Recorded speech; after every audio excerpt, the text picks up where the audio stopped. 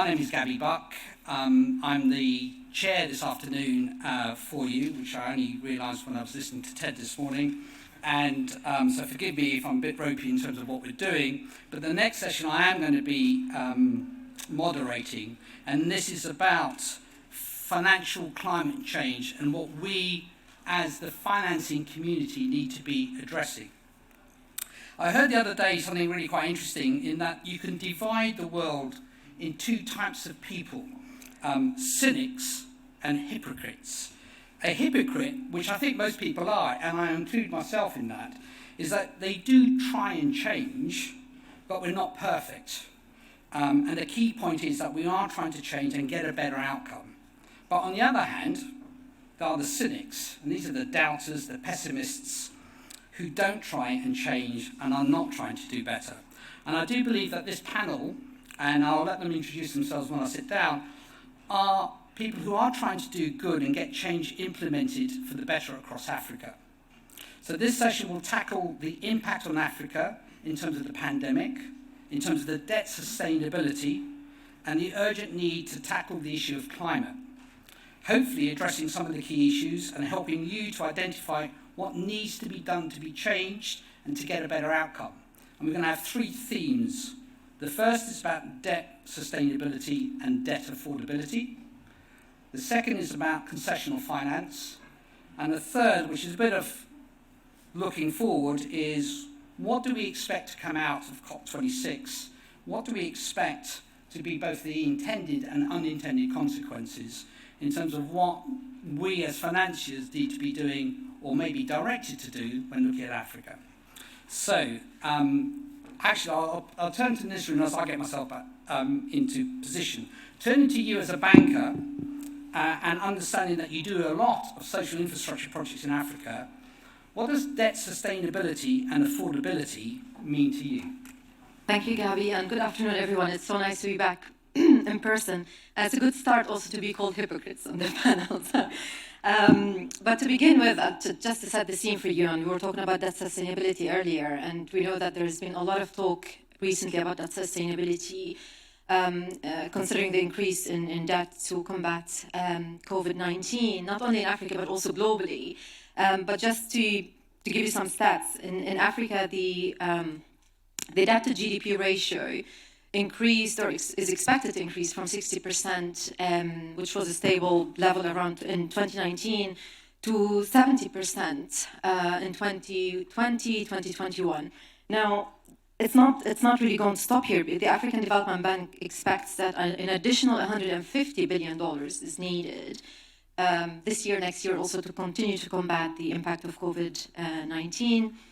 And the IMF, World Bank, they're expecting an additional 245 or 250 billion by 2025. So the debt is expected to continue to increase. But look, debt on its own is not a bad thing. It's use, its accumulation, and its cost. And there are now, when we look at the figures in Africa, there are some staggering figures around debt servicing. So there are some countries that have, it's true that they have a very low debt to GDP ratio, but when you look at the debt to revenue, it's over 70%. So this is the one of the worrying aspects. And now, why are African sovereigns more vulnerable to the issue of debt sustainability more than others? There are primarily two key reasons. One, because the local financial market or domestic market is not able to fund the governments for their spending. And two, because the governments themselves do not necessarily or are unable to collect, for instance, tax to service some of the spending. And again, the cost of debt is constraining the government from servicing or spending on social services. But with that being said, how do we grow out of this and avoid the need for restructuring? I think one of the key things that we need to do is to look at the link between debt governance and growth and strengthen the link between those two things, because this is where the issue comes from. You have to look at the root causes. It's sometimes the lack of transparency, it's the suboptimal investment, and so on and so forth. So the steps that I've just outlined, some steps that I think could be taken to help with that, is introducing some growth-friendly policies, diversifying the economies, we are talking about free Africa, the African Free Trade Area now, it's always desirable to see sovereign work on diversifying the economy, because that could underpin the access to investors into those countries. So it's not really the level of debt per se, it's how and where it's going. And from our side as a bank, yes, we do invest in infrastructure. We are quite active across the continent, but one of the key things that we look at with a very high level of scrutiny is where the money is going, how it's going to be used, and what the outcome will be or the value add from it. So hopefully that sets the scene for you. Yeah, but if you look at your business as a bank, I suspect that most banks will do significant amount of debt capital market bond issuance into Africa's sovereigns, where there is no transparency about where the money is going. So are you saying that there's a difference of opinion in terms of how that is monitored between your bond guys and the ECA team? Not necessarily. The product is the product. It's about having or aligning your objectives or what you're trying to do and strategy in the country with the wider operating environment. And we were talking about this a little earlier. It's about having the right environment to ensure that banks like us, lenders and foreign investors can come in to do business. Of course, there are so many things that we can do and so many things that we cannot do in terms of tracking the funding. So I'm just generalizing here. And when we do our project finance investments, for instance, of course, we have to look at the ESG aspect of it and the government policies, the rule of law, and you have to introduce sufficient steps to ensure that the money is used appropriately. And again, I think another aspect that helps investors like us or lenders like us is working with partners who are able to influence the operating environments. For instance, we have UKEF here on the panel and other key multilaterals across the continent as well who play a key role in ensuring that banks like us are able to continue to lend and to invest in the continent. Okay, Sujithaw, thank you for joining us. You run the Standard Charter's structured export finance, and you, as Standard Charter, will have a significant added advantage over SMBC in terms that you are locally present and have local currency funding capabilities. Do you want to pick up on the points that Nisrin was talking about debt servicing and debt sustainability, and the viewpoint that you take at Standard Charter?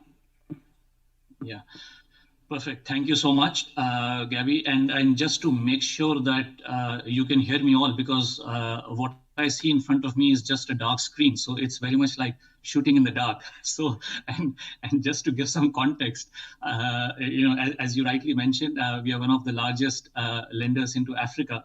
And as is the case, I am actually joining virtually from Africa right now. So I'm in the warm and sunny, if you can see from the hotel window I am in. So it's quite nice and warm here. So thanks a lot and welcome.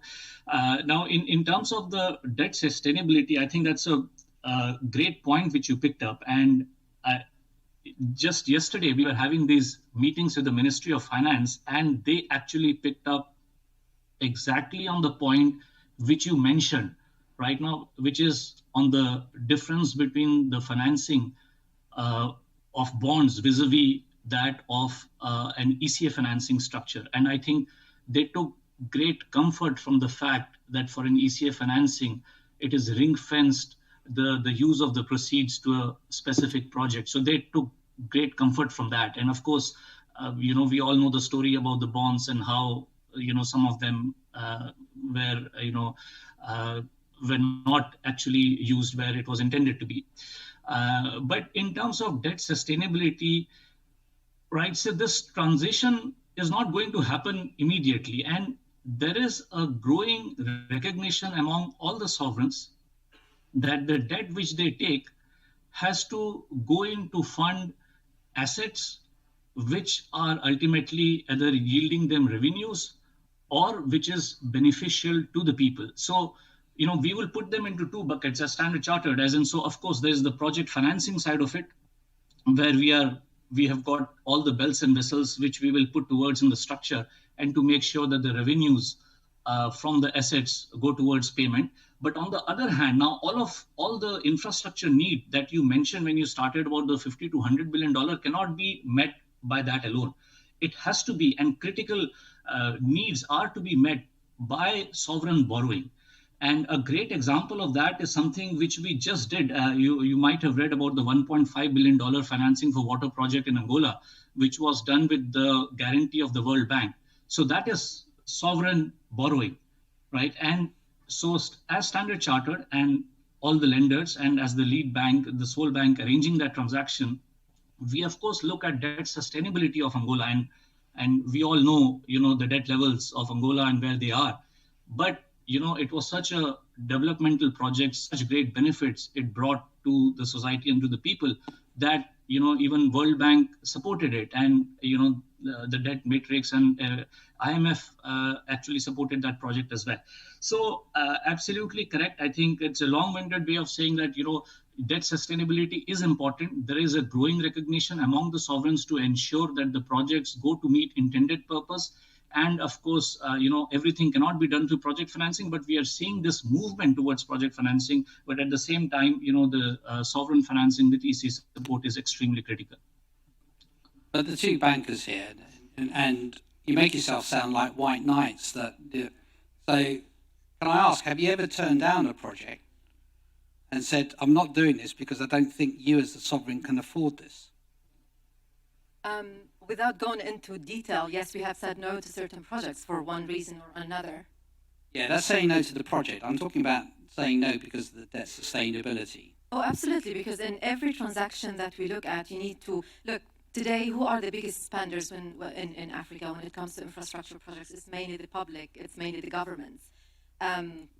So one of the key areas that we look at is the debt sustainability, the ability to meet the obligations.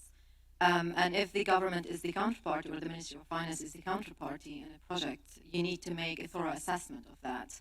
And if you think that they are unable to pay for one reason or another, then you will have to say no as a lender. But then again, I think the positive thing that we have seen over the past few years is that there's an increasing cooperation between various partners when it comes to doing projects in Africa. Especially the strategic ones, when you're talking about a multi-billion dollar project that's strategic for the country, I've not personally seen one commercial bank going alone to do it, or just a couple or three commercial banks. No, you will always have a commercial bank, you will have an ECA, you will have it could be the World Bank or any other multilateral organization that could help to make the transaction happen. So you will have sufficient assistance and support to make the transaction or the project bankable enough. But do we take into account the debt sustainability? Yes. I mean, there are countries that have defaulted now. There are countries that have been in distress for a long time. Yes, there are. It's not a big number, but we have said no to projects in those countries where we thought that the government is unable to meet its obligation. And don't forget that this is an accumulation. It's not a recent thing. You have to look at the history. And typically the countries that default, it's because of an accumulation of mismanagement for over a long period of time.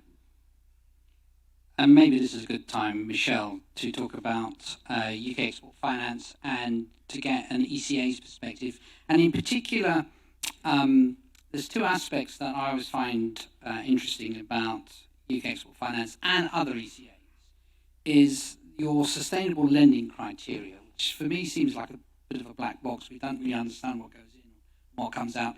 And I'd be interested if you can just share with us some of the insights as to what UKEF will do, because I do see UKEF not providing cover on the issue, not of credit risk, but of sustainability. So perhaps any insights you can give on that would be very good. Yeah, thanks, Gabi, and good afternoon, all. Debt sustainability, look, we are an ECA and OECD ECA, so we've got to fulfill the sustainable lending criteria set by the OECD, and it's at the heart of all what we do in Africa or elsewhere. In terms of the sustainable lending criteria, the first, I suppose there's in broad terms, there are three strands that we will be looking into to establish how sustainable the lending that we would support would be. The very first one is around the debt itself, in function of the country that we are lending into or supporting or financing into, and how sustainable that level would be for the country. This is something that we will establish, obviously, with our economists, but we will also discuss, for example, priorities for the country in question in terms of the essential infrastructure for this country, the essential projects that they see as important to fulfill with the debt level that they are able to afford. The second part of the assessment will be around the social and economic impact of the projects, and the third one will be around what Nisrin spoke about before, around the transparency and the governance of the project and the standards of those. So this will all be part of our assessments. And as I said, we will work with countries, with Ministry of Finance, to determine priorities within the debt level that we think they can afford. Thank you. And last night I was reading with eager anticipation of an announcement that was made by the OECD that has now made it that it is within the consensus rules an export credit agency for low and middle income countries can increase the level of cover from 85% to 95% where there is a Ministry of Finance acting as the guarantor or the central bank. And this is a window actually that is available for 18 months and will, in my opinion, is the biggest game changer I've seen in the ECA market for too long, really. But the question really to you, Michele, is this has been brought about because there is the perception, quite rightly, and we heard from Michael Crichton earlier this morning about the lack of appetite within the insurance market, that there's a tightening of appetite for Africa. And we all agree that Africa is in dire need of greater infrastructure, of which it will be funded through the sovereign. So the question really is this now putting a huge onus on the export credit agencies to really step up, where you're going to be providing 95% of the underlying debt? And do you see then the ECAs being the first port of call for any debt for infrastructure in Africa?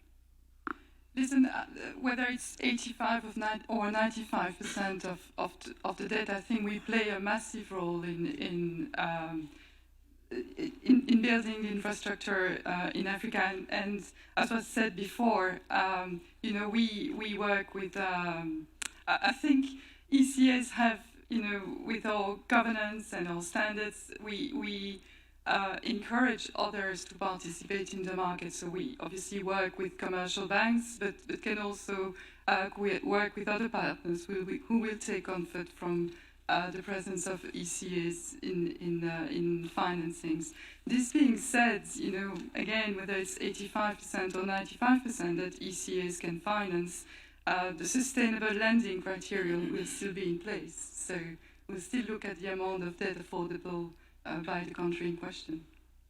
Okay, and where your debt sustainability criteria is looking at the repayment capability of the sovereign, would you favour transactions where there is direct lending by the export credit agency in that the absolute rate is fixed and, in my opinion and experience, generally much cheaper than the banks? So I'll put that question to you first, and then I'll put the question to the banks in terms of how do they see themselves competing or complementing with direct lending. Listen, from our point of view, for sure, direct lending is an incredible tool in terms of financing essential infrastructure. It's an incredible tool for us to to give access or to support the offer from our UK suppliers, UK contractors into the market. This being said, there are, as you know, Gabi, high conditions linked to this direct lending, and direct lending is not the overall solution. I think that there's massive needs for infrastructure, and therefore debt will increase, and it all cannot be met by direct lending or even just by ECAs. I think ECAs and direct lending are part of the solution in terms of the diversification of the sources of debt. But yeah, we can't do that on our own, basically. Sujithaw or Nisrin? Yeah, I can go first, and Nisrin, you can add to that. So, absolutely agree with what Michele mentioned, that, direct lending cannot be the only solution. So it's, of course, a great sweetener. And Gabi, you are absolutely correct that, the bank lending and the cost cannot match the cost of the DLF tranche. But at the same time, the need of infrastructure and of Africa is so huge that it alone cannot be met. And there is so much demand on the direct lending, even for UKEF, like Michele mentioned, there's such a huge demand that you have to complement it with the bank liquidity. So I think both of them will go together. I don't disagree with that. I think, again, it's hard to imagine that only one entity, in whatever form it is, whether it's an ECA, whether it's a multilateral, whether it's a commercial bank, to do a deal or a number of deals on their own to respond to the need that's out there. Okay, and this is my personal viewpoint. I actually think direct lending is what Africa needs more of. But I, at the same time, acknowledge that the banks need to be rewarded for their involvement. So here is a dilemma, I think, for the industry as a whole. Direct lending is good for sustainable debt for Africa from the borrower's perspective, but it's not good for the banks. And that, I think, gives a moral dilemma when trying to find the optimal solution. And on that, I'm going to turn to you, Enoch, from a industry perspective, both as a supplier of major infrastructure and construction across Africa. What's your viewpoint as both a supplier and also from your client's perspective, as borrowers, as buyers, and what do you look at when looking to pursue a particular project in a particular market?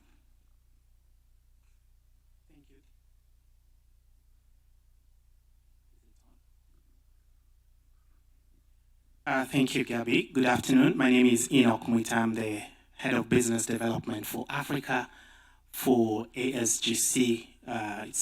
We are a large construction conglomerate based in Dubai. We are involved in the development of critical infrastructure projects in the markets where we are involved across a number of sectors. So we are in airport construction, road construction, water and sanitation, healthcare, etc.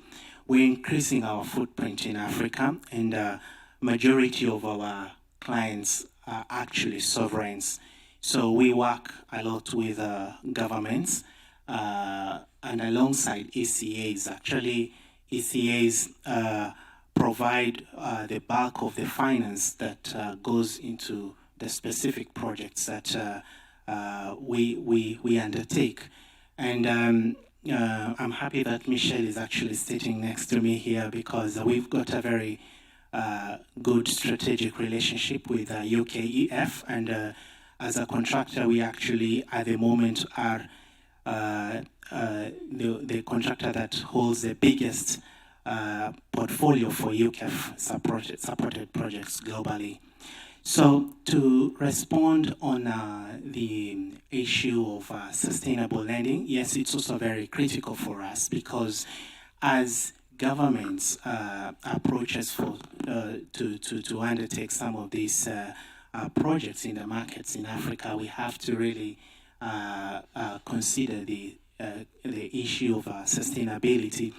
But, what we have witnessed, and in consideration of what bankers, of course, have highlighted, is the issue of where perhaps in certain markets there is still ample appetite for critical infrastructure projects, but the ECAs have run out of the country limit that is available to lend to those markets. So I think for us, it's really a call on ECAs especially to see how they can be able to move the credit from markets that are a little bit stagnant, but they are holding a lot of country limit threshold, and that can be moved to markets that have got more wiggle room on debt sustainability and projects that are really geared to generate significant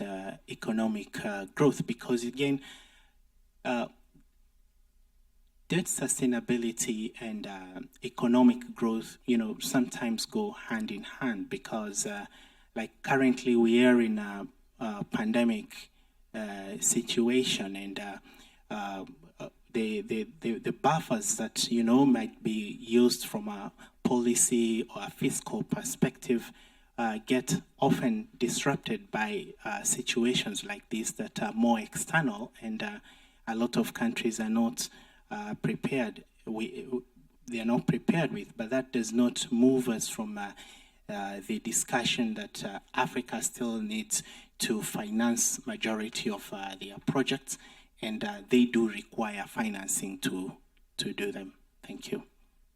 Okay, I think I'm interested in the point about debt sustainability and the aspects that you would look at. There's tomorrow a session with, and one of the panelists is a gentleman from AData, and AData have published research on banking on the Belt and Road.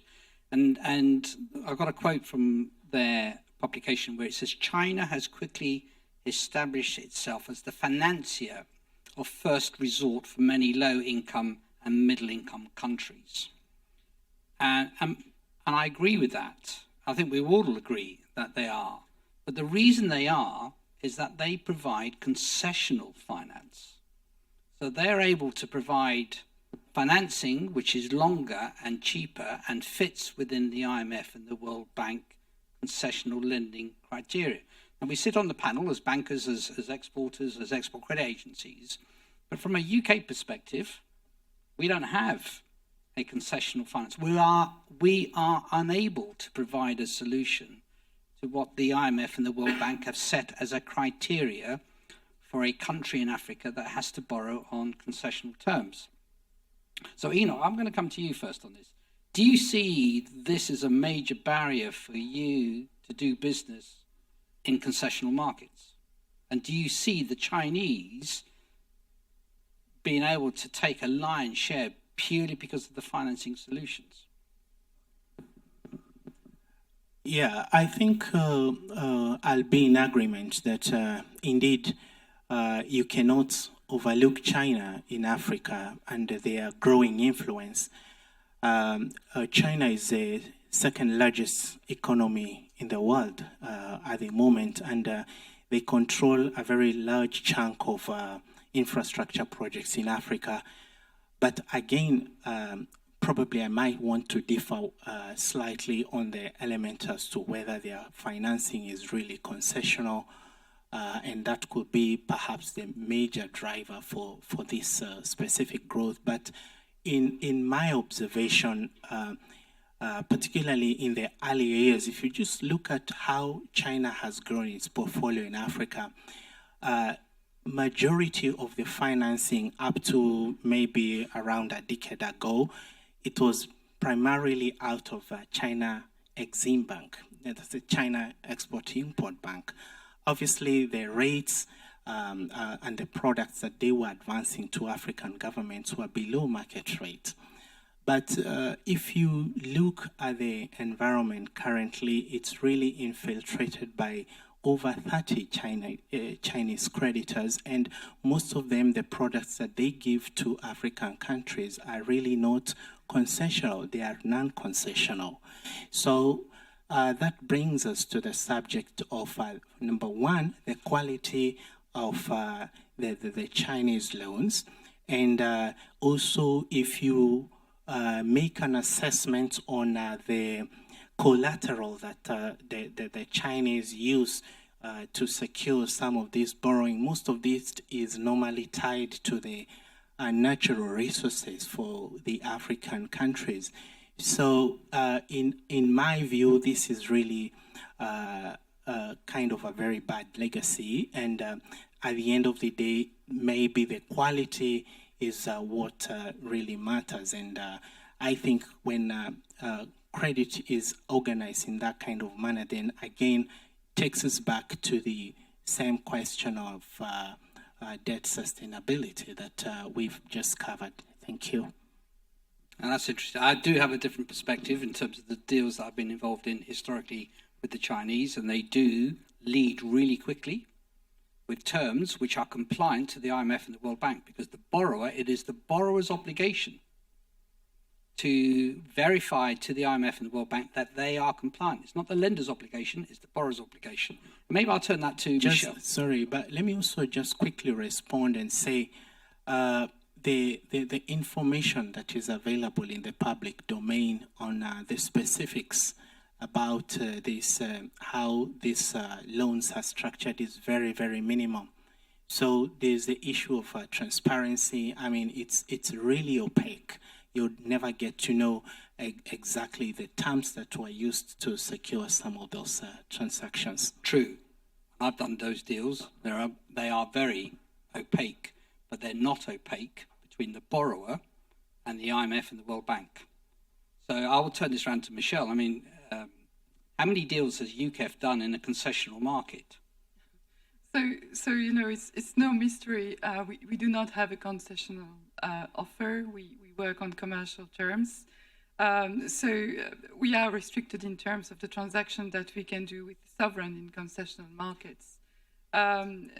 This being said, we are, as a result of the International Trade Committee and the comments that was made there, we are, and just to respond to that, we are working with colleagues in our Department of International Trade and the Foreign Office to develop a untied concessional offer. So more to come on that. The other thing to mention probably is around a pilot that we are launching in some markets in Africa with our CDC, FCDO, DIT colleagues. And again, that I think will offer us some reflection around concessional aspects and what the need might be to develop that offer. Yeah, I think we're all waiting for a solution from the UK government. And I noticed that the recent ITC report on UKEF, your then Minister of Export said, we acknowledge that we are behind, that you do have a program, but it has to be funded. But I'll turn to the bankers here. I mean, what is your perspective? Do you think that if there was greater access to concessional finance, this would be a major way for these projects in Africa to be more affordable? Yeah, if you want me to take Nisrin, I will let you, please. Thank you. Well, look, concessional financing is instrumental to respond to the need and the demand that's out there. We cannot, again, it's not one or the other, and that ties in with what we have said earlier. The need has to be, or the gap has to be filled by concessional funding, commercial lending, ECAs, PPPs, and so on and so forth. So again, it's not one or the other. And because we are bankers, I love numbers, so I just wanted to share with you a few things. Because I was looking at the composition of debt in Africa. 20 years ago, public debt was mainly financed in Africa by bilateral lenders, including the Paris Club members. So that's mainly on concessional basis. In 2019, this came down to 27%. So that shows you that the commercial lenders or commercial credits, including Eurobond, more than doubled. In 2000, it had 17% of Africa's external debt was from Eurobond, commercial banks, etc. By 2020, 21 African countries issued Eurobonds totaling $155 billion. So that shows you the changes in the sources of debt for Africa. But now with COVID and everything that we have seen recently and the huge impact that COVID has had on a number of governments, I think this will change and there will be a greater reliance on concessional financing.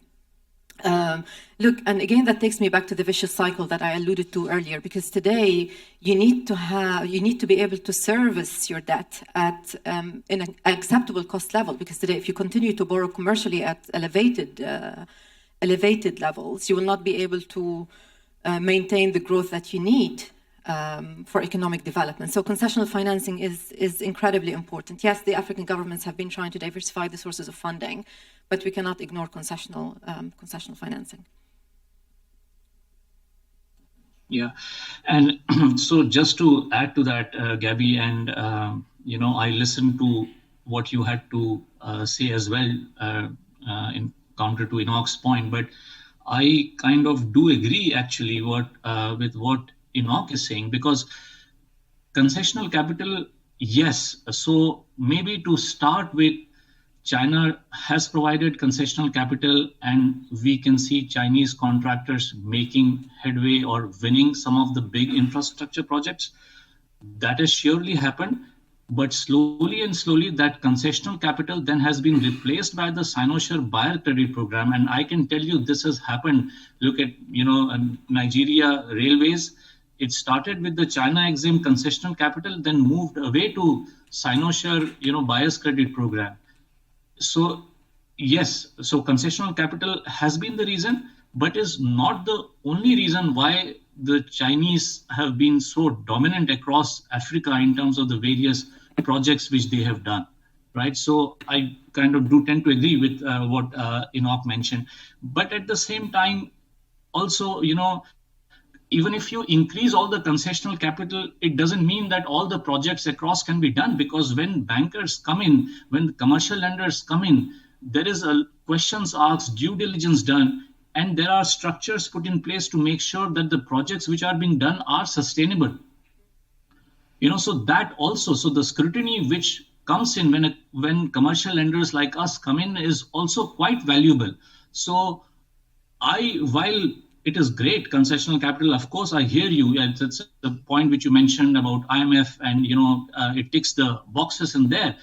But at the same time, it's just a huge, gap in Africa, and everything will have to be done. So it's horses for courses, as they say, and that's not the only concessional capital would not be the only mode, for financing. So they will not probably jump and say, oh, great, we'll just do everything with concessional capital. I think there is a lot of value add which comes in with the kind of financing that we bring in as well. Gabby, I'll just add to that it's not only about the liquidity or the money or the funds. It's about the capacity building. It's about building the dialogue with the policymakers to make sure that the operating environment is conducive for the money to come in. I would love for those who provide concessional funding to also provide other investments in terms of helping governments and sovereigns to have the right framework, the right policies to attract investors and lenders to come in. Yeah, I think there's a big difference between affordability and concessionality. Concessionality, if you look up the ODA, you look at the formula as to what is a concessional loan by which that sovereign has to verify to the IMF and World Bank that that loan is or isn't at the 35% grant level to make it concessional. If it isn't, it can't borrow, and it's busted its IMF World Bank covenants.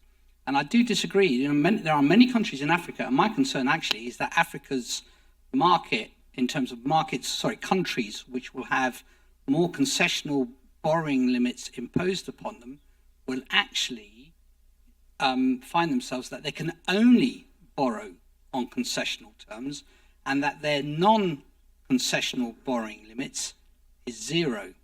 And that, in my opinion, is going to be just handing more to the Chinese, who can come up with a solution saying, you've got zero non-concessional, here's a concessional, borrowing package. It meets the 35% grant element. I'm looking at, I've got a client here who's been in country and had this exactly said to them. Either it's concessional or it's not. And if it's not, we can't borrow. So there's a bigger session on this tomorrow. But I think this is something that we need to be addressing, particularly from a UK perspective. Because otherwise, if we don't have a solution, we are just going to be on the sidelines, and there's going to be more countries in Africa that are going to be impacted by that. I'm going to move on. We've got 15 minutes, and I'm particularly interested in terms of ESG, SDG, COP26. In my opinion, everyone's chasing a project that has a very strong ESG. I was reading recently that there's something like $27 trillion of funds who are earmarked for ESG, SDG projects. I don't think there's a problem in funding a renewable energy project with support of an export credit agency. I think every bank here will always be very keen to find an ESG, SDG goal on their transactions. What I do find is one issue is that the banks and the funders, and I'm not just pointing at the banks here, whilst they're very interested in being involved in these type of projects, do not necessarily pass any economic benefit to either the supplier or the buyer. Am I wrong? Enoch?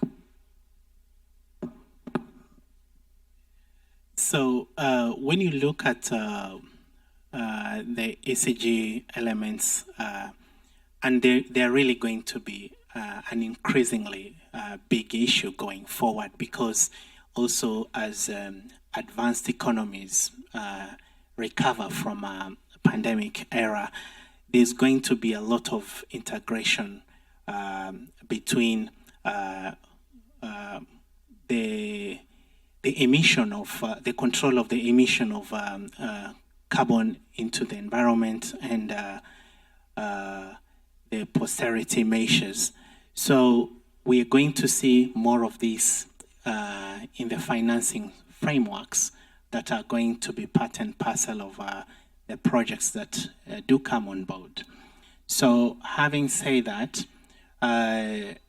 from a contractor perspective or a supplier perspective into this project, then there is going to obviously be a need to align our strategies and our policies towards the projects that can meet this kind of criteria. Of course, at the onset, and looking at it again from an African perspective, the change is going to demand a lot of capital investment. A lot of African countries might have to dig much deeper to be able to finance sustainable projects. That's my view. Okay, but it sounds like you don't see an economic benefit being passed to you. Michele, does UKEF provide a reduction in the premium if the project fits ESG, SDG goals? Not a reduction in premium, but we do have direct lending available for clean growth projects. So this is as you mentioned before, Gabi, it's a fixed rate interest rate over the life of the facility. So it is very advantageous for renewable project or clean growth projects, because we do not offer that only to renewables, but also all these sustainable infrastructure, wastewater management, for example, as well, etc. So yeah. And bankers? What do you have against banks, Gabi? You're a banker yourself. I'm just looking at where's the benefit from a borrower's perspective. Well, let me look. This is I'll show you the email I sent this guy here. It's an intricate. Okay, I'm not going to comment on that. No, look, this is an intricate topic because today, whilst the purpose is very noble and it's something that we all have a responsibility for, which is turning into or towards clean energy and so on and so forth, the credit risk itself essentially does not change much. So why would you price things markedly differently? A deal that's green from a deal that's brown, for instance. Right? Although, with that being said, today when we do sustainability-linked financing, for instance, or renewable or green transactions, there is a margin ratchet, which is the industry standard now. And again, when you do the assessment to price any transaction, you have to take into account multiple factors. It's not only whether it's green or not. But of course, there is a bigger move now towards ESG and towards ensuring that we lend responsibly. But on that point, look, if you want to look at Africa, it's hard to imagine an infrastructure project that does not mean the ESG or the SDG criteria, except that you have countries that are highly dependent on oil and gas, they're highly dependent on coal, and they have to balance, creating employment, providing social services, etc. And these are the resources that they have.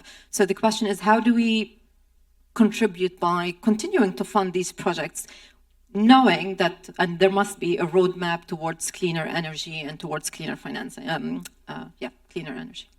Sujit, do you want to pick that up in terms of how does banks provide financing for non-ESG SDG projects? Yeah. Okay. So let me first answer the question on the ESG one, which you asked earlier. So, I do want to make a point that I agree with what Nisrin mentioned, that the credit risk doesn't change, but at this point in time, Standard Chartered Bank is able to. So at least if it's a project finance structure and if it ticks the boxes on sustainability, there is a provision for us to be able to pass on benefit, in terms of pricing for sustainable projects. So we do that. And then, of course, like Michele mentioned, for sustainable projects, UKEF, DLF portion definitely tends to be higher, and we welcome that. And we offer that to clients. So this is another point, Gabby, I think, where you mentioned earlier that banks are not incentivized perhaps to ask for a higher. That's, to my mind, I think I beg to differ on that as well, as in we love the DLF piece and we want to see a higher DLF piece. In fact, UKEF had come into one of our transactions, which was an irrigation pump solar power transaction in Uganda, which was entirely DLF, and the client loved it and we loved it as well, right? So there is no dispute on that.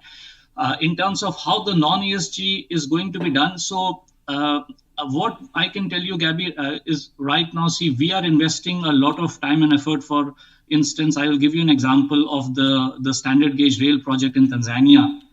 So we had to spend a lot of time and effort to make sure that, all the ENS and everything was done to international standards. So that's what we are trying to do, the capacity building, to making sure that the projects, the infrastructure projects that we are doing, the ENS is to international standards and as something which is acceptable to all the ECAs and the wider lending community. But there would always be need for projects which are non-ESG. Even now, you see, Gabby, there would be, there is lower cost financing available for projects which have an impact or, on climate change, or which have got a sustainability or green angle. So you will see, it ticks the boxes on liquidity. So when we are going for credit approvals, we do say that, this is green and then it meets the criteria.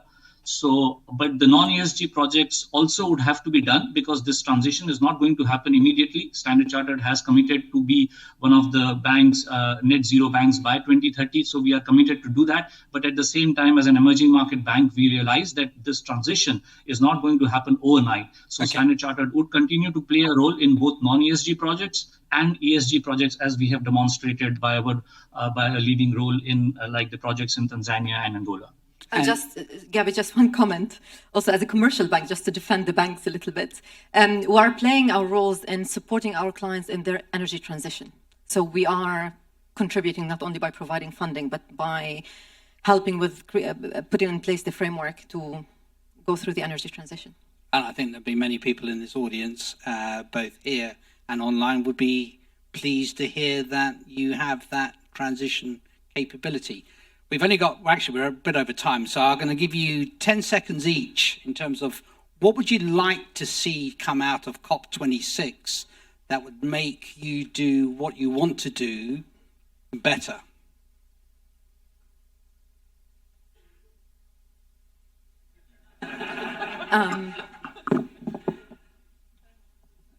I suppose I'll start. I suppose a commitment after COP26, a commitment from other ECAs and all ECAs to finance projects compliant with the Paris Agreement within the same rules, I would say. Enoch. I think for going forward and the announcements perhaps coming from COP26, for me, I would imagine perhaps an increase in the concessional wallets for majority of these projects, especially for the African continent, where there is a great need to, transform a lot of the current status into something that is more green. So if we can have that implemented, and then a lot of African countries will be able to transform quickly and in fact just meet even to reach just a quarter of a green economy. Thank you. A balanced commitment, I would say, an expectation from the African countries to move towards cleaner energy, because they need the funding, they need the capacity building as well to be able to go through the transition. And you cannot impose in certain African countries the same criteria that you impose in other developed country that has enjoyed the resources from oil and gas and coal, etc. So there is a huge need for financing, expectations, and capacity building. Okay, so Jeff, you got the last word. Yeah, I think I'll be very quick, and I think it would be great if all the countries could come together and agree for this transition, and the earlier the better, because then there will be many sustainable projects for everybody to do. Okay, thank you, Sujithaw, and thank you for the panel, for your insight and openness about what we need to be doing. Thank you.